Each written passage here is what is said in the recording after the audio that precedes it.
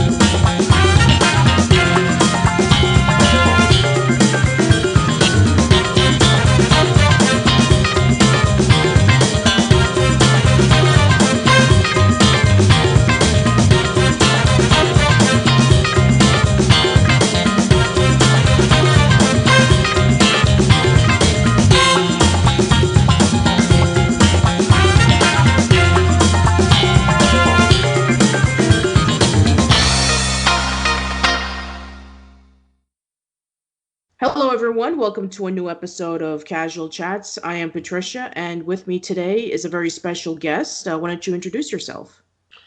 I'm Darrell Vickers. I've been a television writer since I was 18 years old. Originally from Canada, moved to LA 1984, I think.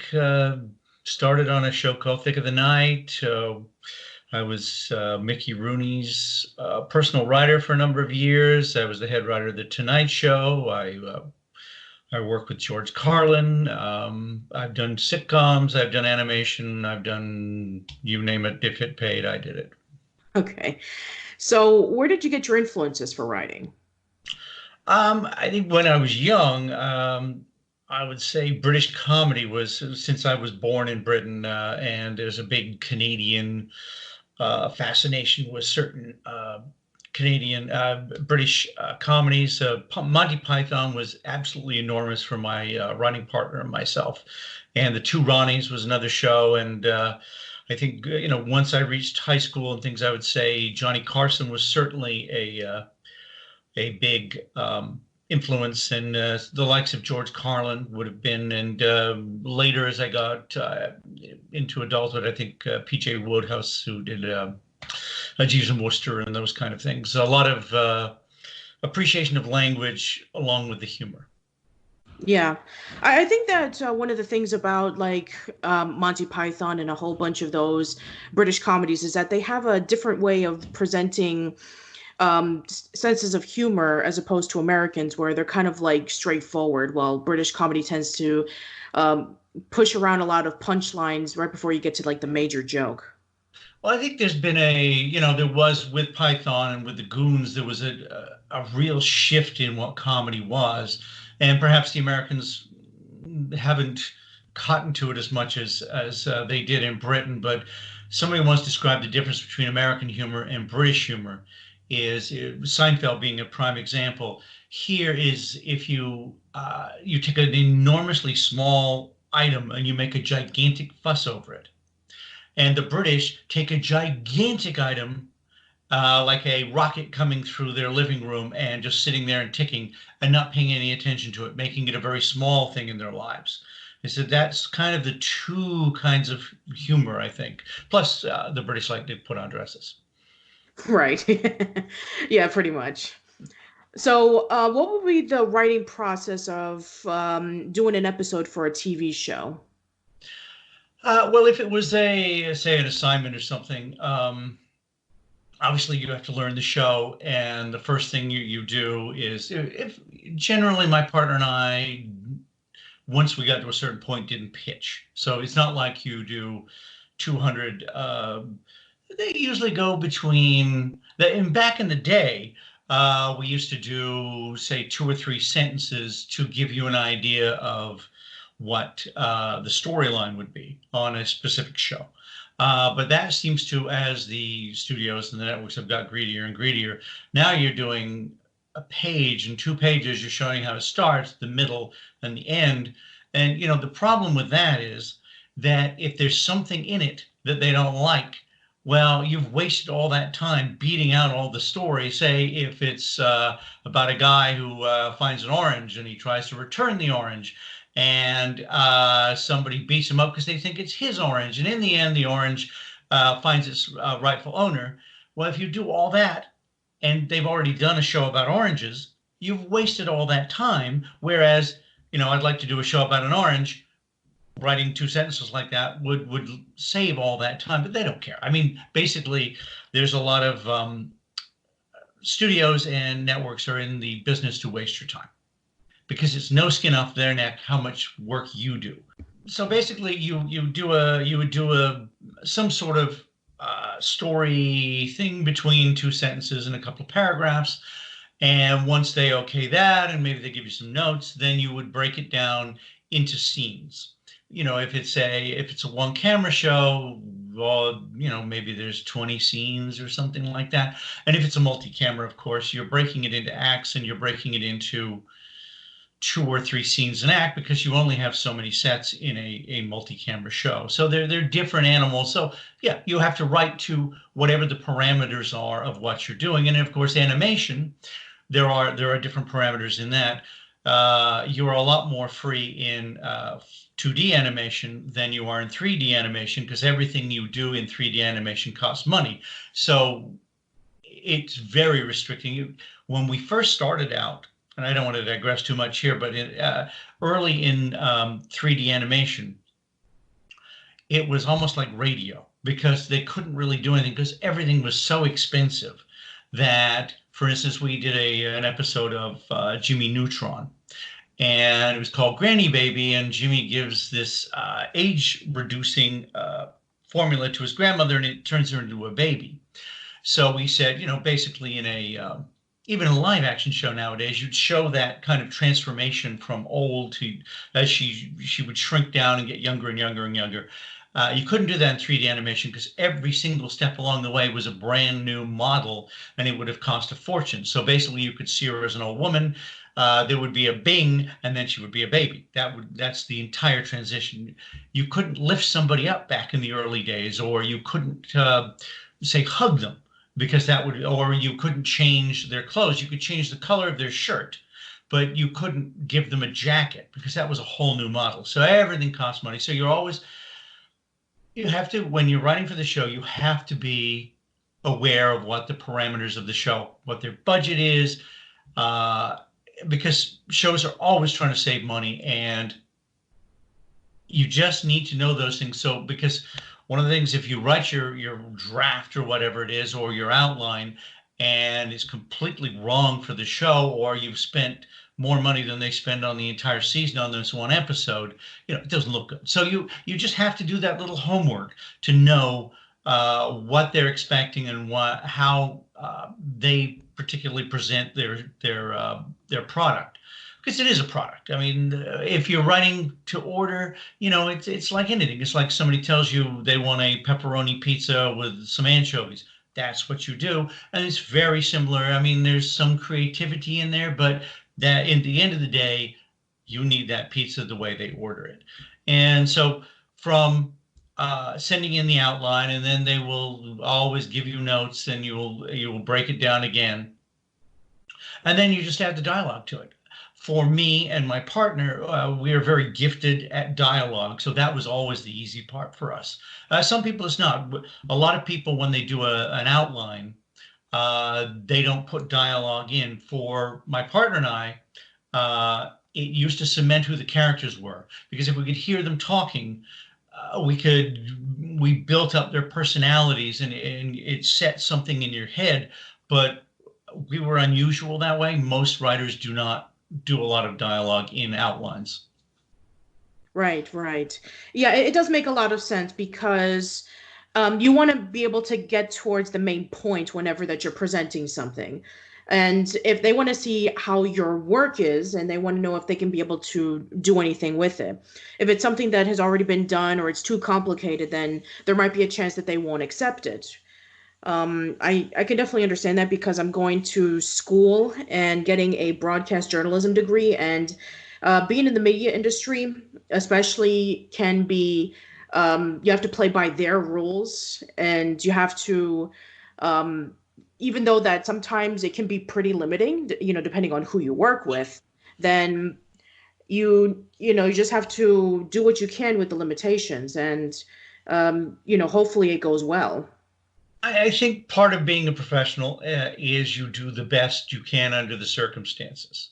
I mean, not every show has an unlimited budget. So, I've known writers who, if the show pays $100, they give you $100 worth of effort, and if it pays $1,000, you get $1,000 worth of effort from them. My partner and I think that's probably one of the reasons we've had such a long career is no matter what it was, we gave our best within the parameters we were allowed to do. You can only make something so good because that's what they want. You have to give people what they want.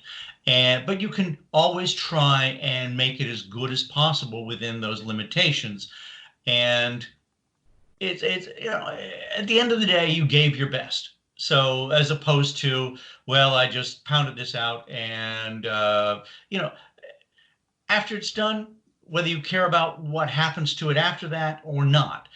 But as a writer, the script is your responsibility. And if the script was good, then, it's out of your hands if you're not running the show. So basically, at least then you gave it your all. Right. So, what was your favorite show that you were able to get the opportunity to work on? Um, I have four, I think, that stand out in my career. I think The Tonight Show, we were head writers, and we would write and put together the desk spots. And basically, if Johnny liked it, then he did it word for word. So there was a certain real, I think, I wouldn't say unique because obviously that's, but because other shows have done it, but there was something wonderful about writing, and there's certainly pressure in it, writing something in the morning and seeing it performed in front of 400 or 500 people that night and being able to stand backstage and hear that laughter from something that had only been created that day. It's an unusual situation. And, when you go out and you're bummed, which, we did sometimes because, again, you have no rehearsal. I mean, you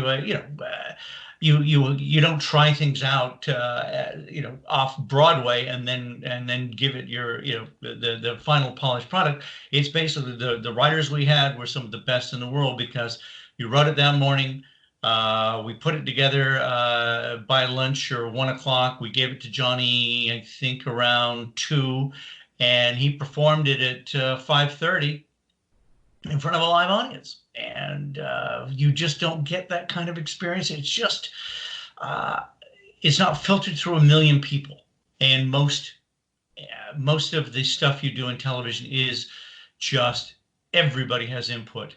In this particular case, it was myself and my partner and Johnny, and that was it.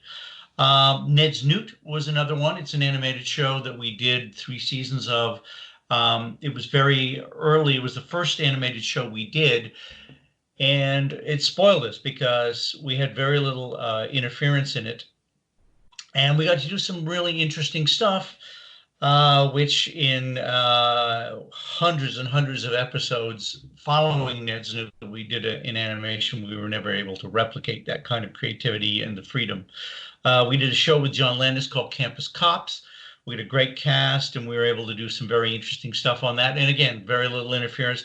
That's the theme with me is if they didn't interfere with you too much, then those were the most enjoyable shows because it was basically you were putting on something close to what you actually wanted to see. And I would say the last one I did a show, I ran it myself a couple of years ago called Hitting the Brakes for a streaming platform. And Basically, it was myself, another writer named Steve Billnitzer, and we wrote the entire show. I ran it with him, and basically we had a great cast, and we were able to do some goofy stuff. And again, without a lot of interference, it was one of those joys to do. Right. Well, that sounds wonderful, especially since, those are a lot of great projects that you were able to work on, especially the Tonight Show with Johnny Carson. I mean, legendary night talk show host. It was amazing because when we were in Canada, my partner and I, very young, obviously, because he started in '63 and I was 6 years old in '63. To grow up with something that iconic, and as a young comedy writer in Canada and coming from Oshawa, which is a very factory town that's just outside of Toronto, and seeing something like Johnny, because he was enormous in the '70s, just a giant icon, and to go down to LA and give some material to the then head writer, and because Johnny picked, basically the head writer would recommend people, but Johnny made the final decision. So when we were head writers, we replaced one of the writers, and we gathered a few people that we liked, and we made the suggestion of the one we wanted, but Johnny would be the final arbiter of that. So as I think we were 28, when we got an opportunity to submit. And I can remember submitting the stuff, and we got a call saying that Johnny would like to interview us. And we were so terrified that we brought our manager with us because we didn't want to go in the room alone. So it was this whole long procedure because it was such a gigantic show where you'd, when they called you, you would go in and you'd meet Fred DeCordova first, who was, went back into the 30s. I mean, he was just a gigantic presence in Hollywood. And he would give you the whole spiel, and then he was in a little portable unit. He wasn't even in the main studio, and he would take you into the studio, and you get on his private golf cart. And so there was my partner and I, and our manager, and Fred DeCordova driving this golf cart, where he drove it to the other side of the indoors, inside the studio. We got off the golf cart, and he led you up these stairs, and you went into this little waiting room, and then we went in and met Johnny, and that was just, it was surreal. A guy from Oshawa being in a room with Johnny Carson and saying, I kind of like your stuff, guys. If you come on the show, don't be afraid to be wild. And he did all this kind of spiel, and then we came back out, and Fred drove us back on the golf cart and bade us goodbye and said, he'd probably be looking at other people.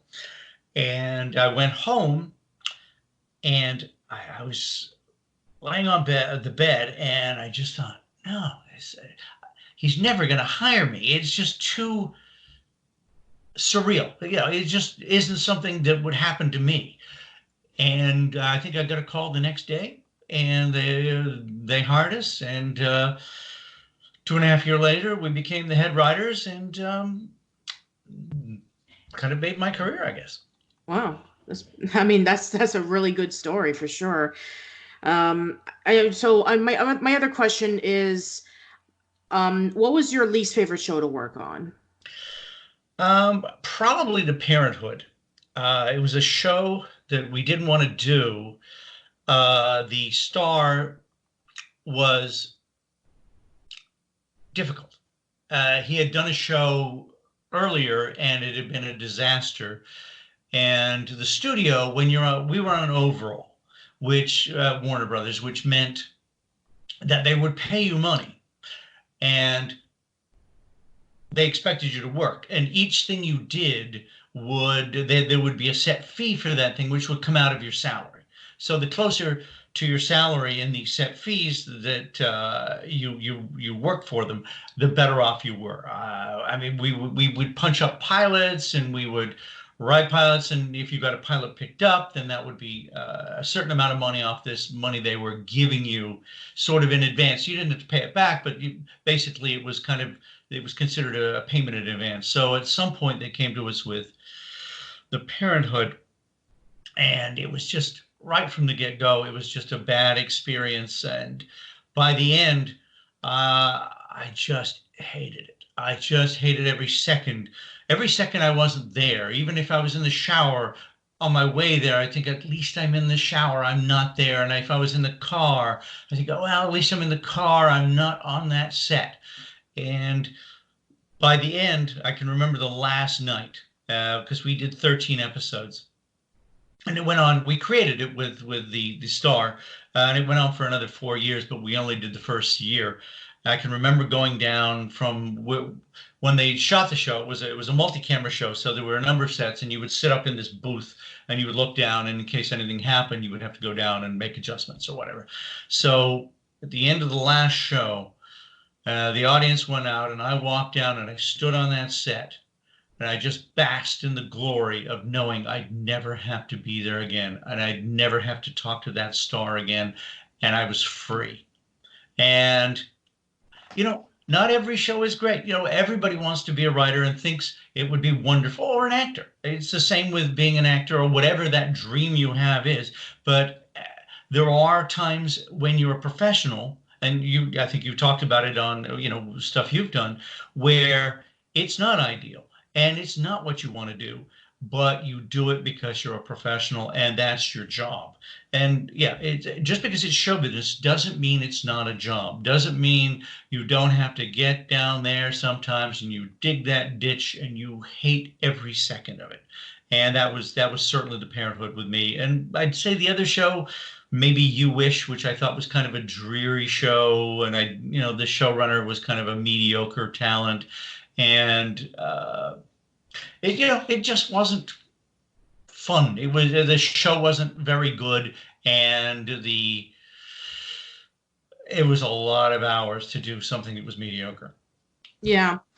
I have worked my fair share of venues ever since I went back to school. I've done a lot of things such as help with setting up things for basketball games, concerts, venues, and a whole bunch of things. Just recently, I participated in something related to ABC, and that was a lot of work, putting the stuff in and making sure that you get the right shots, making sure that the people that you who are in charge of it, they want you to do a certain thing and you just do it. And, and then, afterwards, taking everything down, it's like, the old saying goes about like, when it comes to people who work behind the scenes, they're the first people there and they're the last people who leave. Oh, yeah. And, like everybody talks about the people in front of the stage or in the screen or whatever. And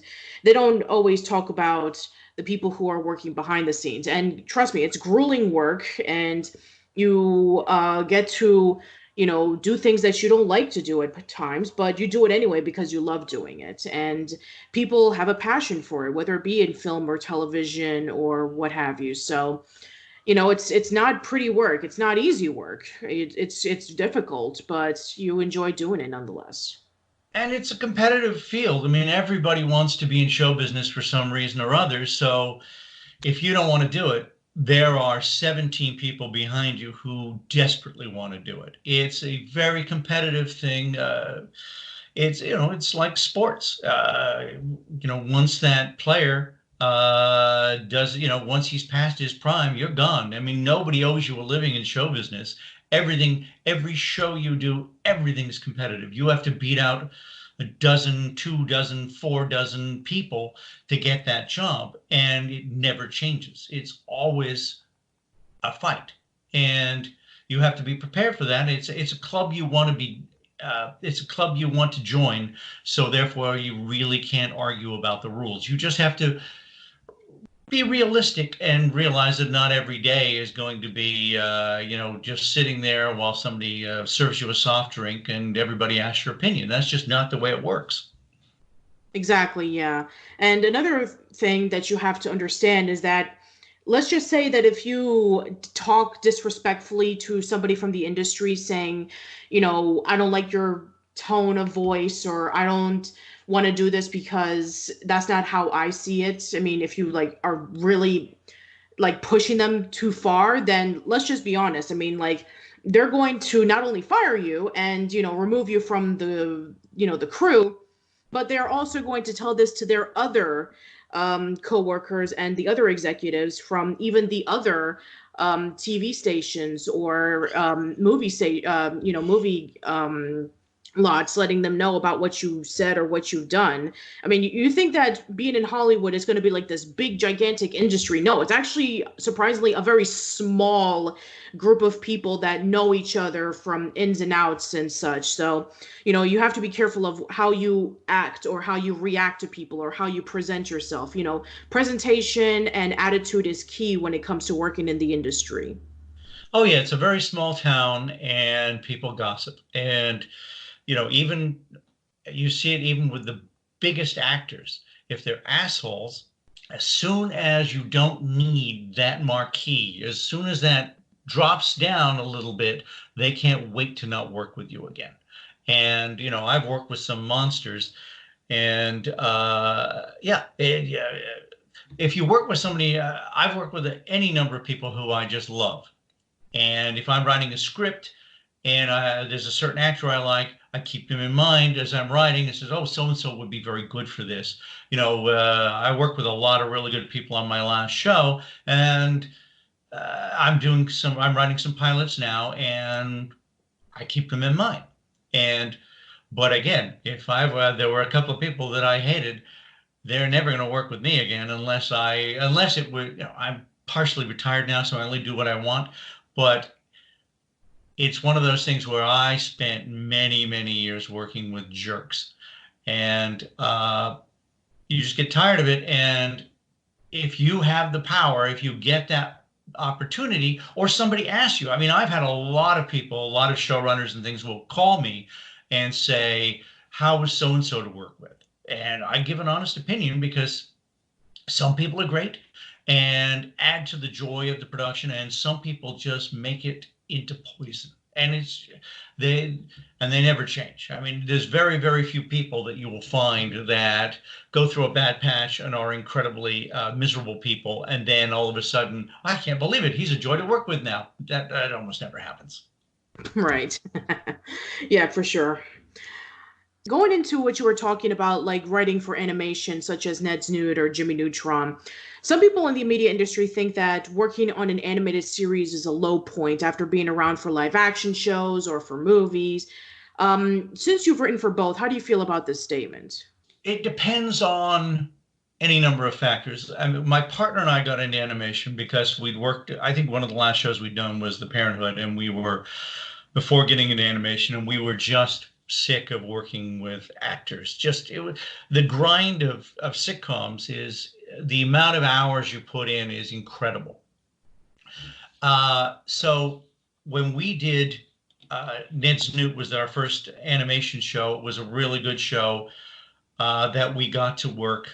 Basically, we worked 9 to 5 and we took a 2-hour lunch. So it was almost like we were cheating. I got to see my daughter grow up because we worked from our house.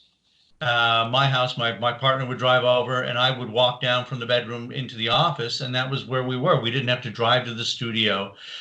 Again, it's one of those things. What do you want? Do you want to sit there at the studio and have everything going around you? Well, my partner and I had years and years of that. So it wasn't like we were looking for the glitz and glamour. We like to write. So again, it really is, do you want to be a writer? Or do you want the trappings of show business?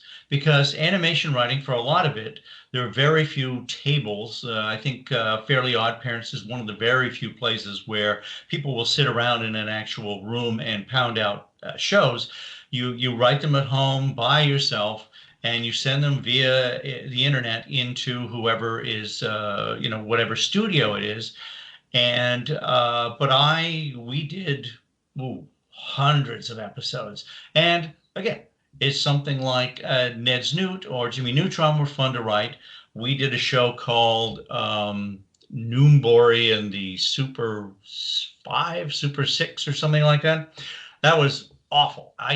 There was one season we had a couple of drawings, and it was a show about these blobby creatures which they didn't seem to want anything, and it was a young show, like preschool. I have no idea, but I couldn't visualize the world. And if you can't visualize the world, writing stories and scripts for something you can't really picture as you're putting these words down, it was really, really hard. So yeah, I've written, as I say, hundreds of episodes, and there's probably outside of, I don't think I've even seen all the Jimmy Neutrons, but I have written probably maybe 200 episodes of animation that I've never seen. And probably will never see. The script is what was important to me. Was the script good? Is the show any good? Yeah, some of them are, some of them aren't. That's fair. That's fair. It's. I mean, I guess when you write it, it's completely different. Yeah. Again, we've run a lot of shows. We did one called Witch, I think it was called, for Disney.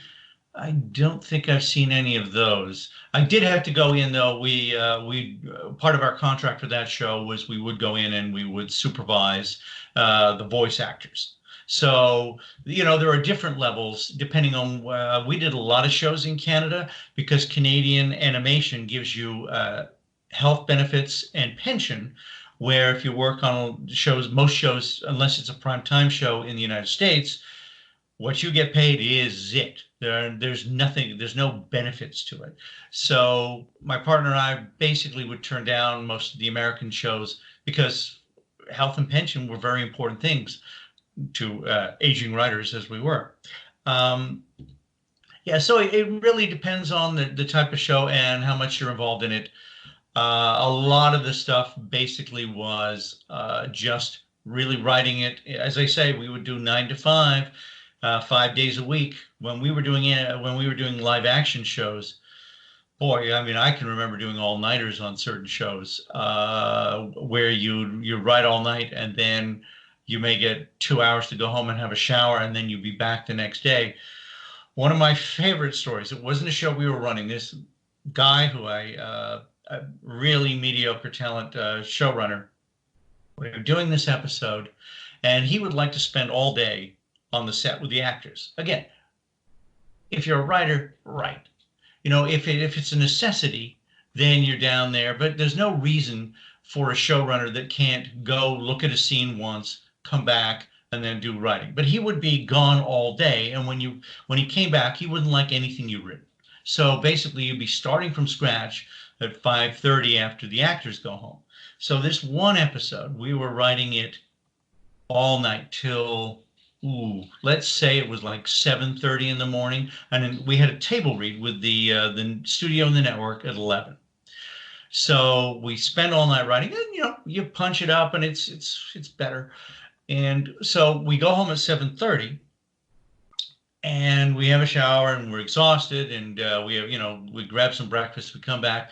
He had stayed an extra 2 hours with his assistant and taken all the jokes out.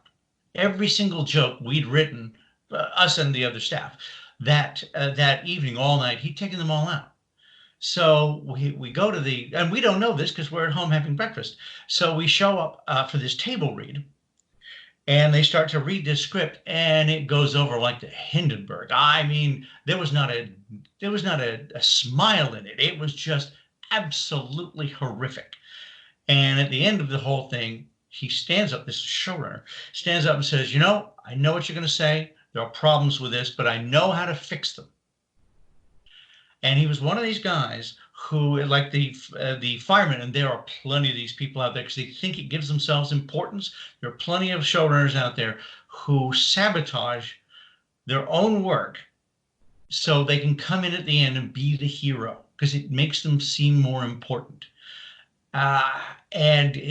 Those kind of shows are nightmares with guys who just, I don't know, they have no home life. They say never go onto a show with somebody who's unhappily married because you'll be there forever because they don't want to go home. Yeah. Especially if you're paired up with a writer that maybe has a different mindset than you do, and then you're told, okay, you have to write an episode on something, and then you would bicker left and right because you have two completely different ideas on what you want to write about. Yeah, if you're paired with somebody, I mean, if the showrunner tells you to write a show, it doesn't matter if you like it or not. That's what you do. But myself, I've been lucky because I've had one partner for 44 years. All right. A lot of people are put together because it saves money. So I know when one of my very first shows was Thick of the Night, and you basically, I think you paid the same kind of money for two writers that you did for one. So they would hire Joe Blow and some other guy, and they would say, "You're partners now." And you'd be in a room together and you've never even seen each other before. So there's a lot of these partnerships. A lot of them don't last. Some of them are partnerships of convenience and budget, and some of them, some guys just like partners, and they will, these things are like marriages, except in a marriage, you get better things than some bad jokes from the guy across from you. So yeah, there are a lot of guys who throughout their careers will have four or five different writing partners, and sometimes they work out well, and sometimes they don't. Myself, uh, my partner, because we started so young, we started writing when we were, oh God, I think we were like 14, 13, and became professionals at 18. And we still do the odd project together. I do a lot of solo stuff now in the last few years since I've been semi-retired. But I mean, we would argue. I mean, we were infamous because you'd hear us screaming at each other down the hall.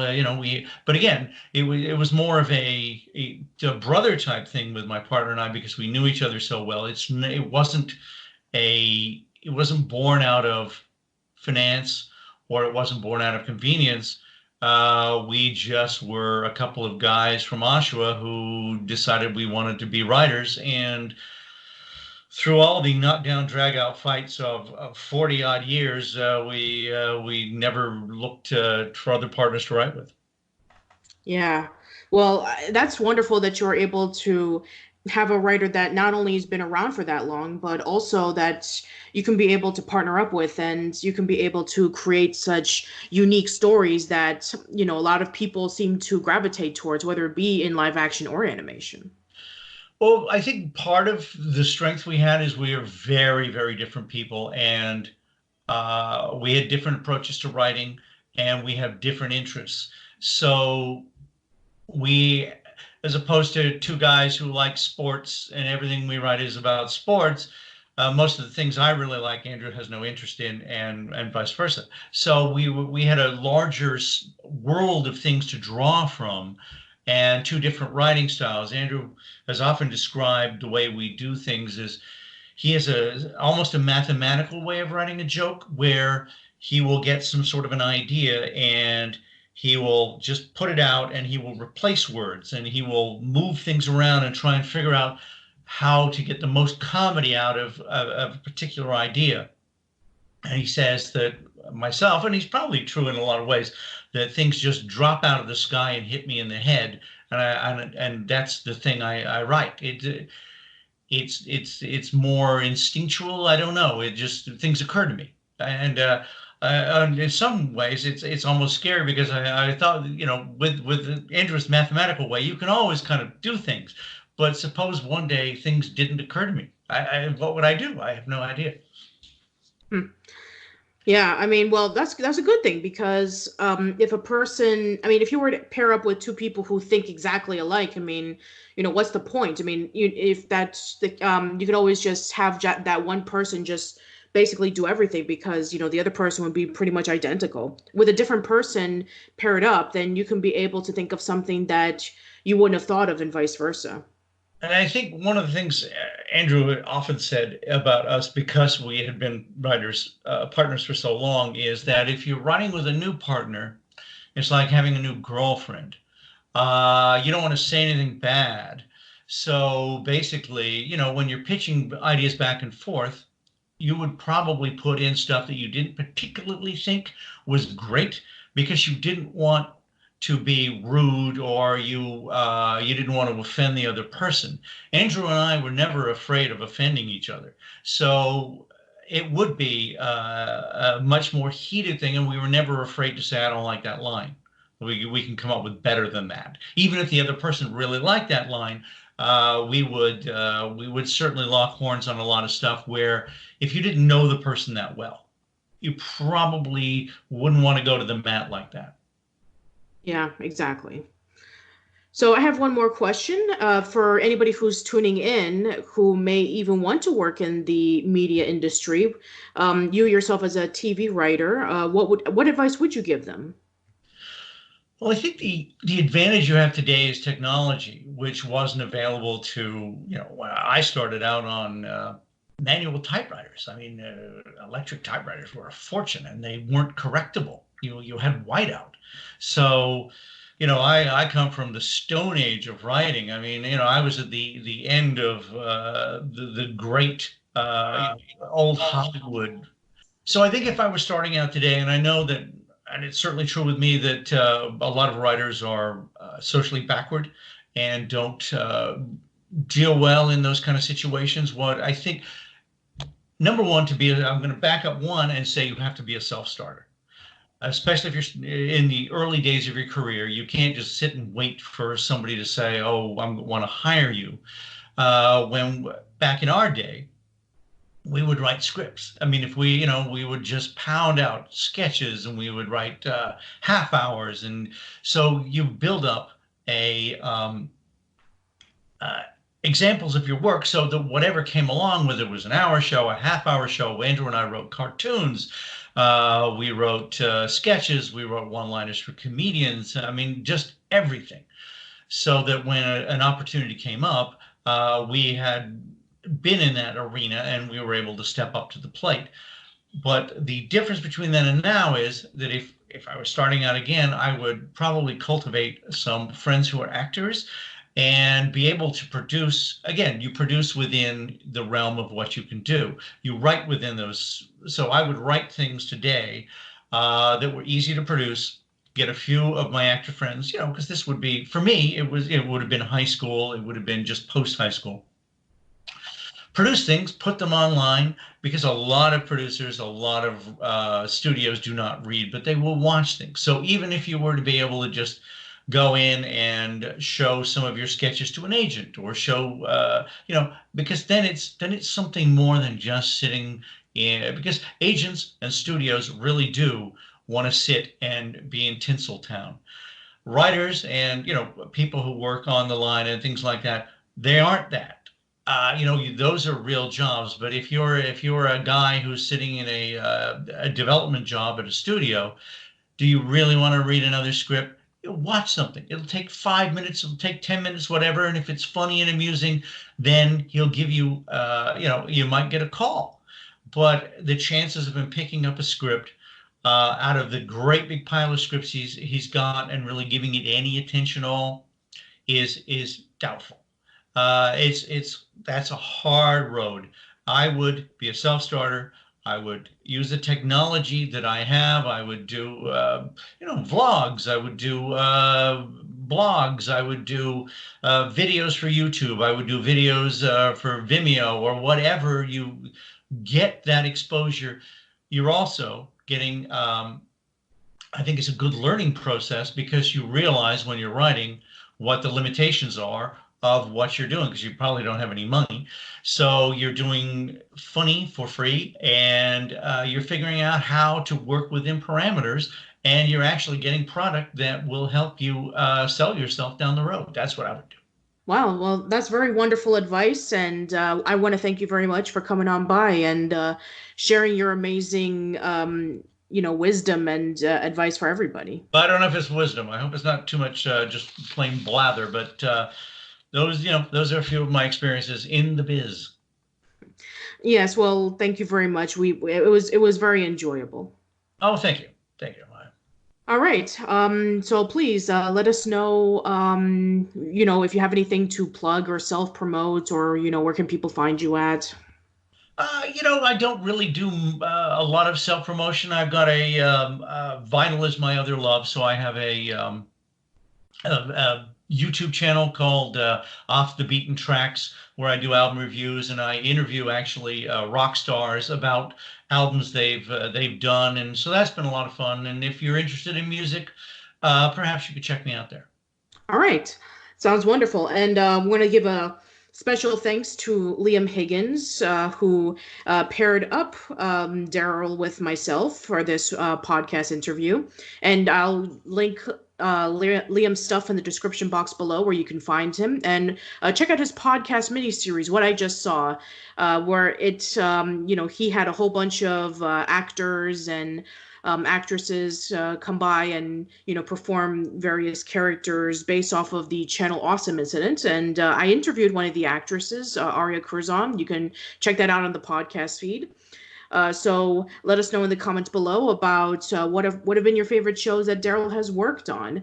And thank you very much for listening, everyone. I hope to see you around soon, and take care.